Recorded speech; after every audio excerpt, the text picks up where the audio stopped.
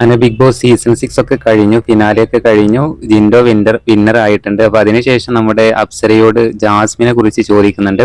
അപ്പൊ ആ സമയത്ത് അപ്സര പറയുന്നത് ടോപ്പ് 5 എത്തിയിരുന്ന എല്ലാവരും നല്ല ടാലന്റഡ് ആയിട്ടുള്ള ആളുകളാണ്. അപ്പൊ ആരെങ്കിലും ഒരാൾ വിൻ ചെയ്യുമെന്ന് ഉറപ്പാണ്.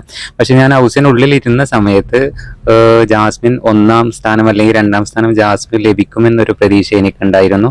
പക്ഷെ ഞാൻ എവിക്റ്റായി പുറത്തിറങ്ങി വീഡിയോസ് ഒക്കെ കണ്ടതിന് ശേഷമാണ് എനിക്ക് മനസ്സിലായത് ജിൻഡോ വിന്നർ ആകുമെന്ന്. എന്നാലും എനിക്കൊരു ചെറിയൊരു പ്രതീക്ഷ ഉണ്ടായിരുന്നു ജാസ്മിൻ 2ാം സ്ഥാനത്ത് അല്ലെങ്കിൽ 1ാം സ്ഥാനത്ത് എത്തുമെന്നും അപ്സര വ്യക്തമാക്കുന്നുണ്ട്.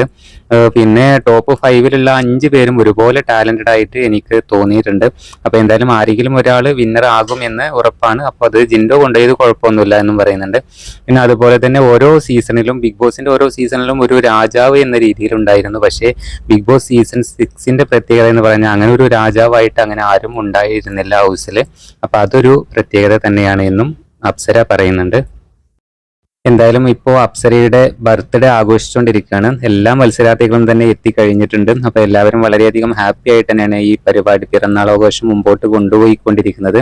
ഇതുപോലെ 28 വർഷത്തിനിടയിൽ ഇതുപോലെ ഒരു ഗ്രാൻഡ് ആയിട്ടൊരു ബർത്ത്ഡേ ആഘോഷിച്ചിട്ടില്ല എന്നും അപ്സര വ്യക്തമാക്കുന്നുണ്ട്.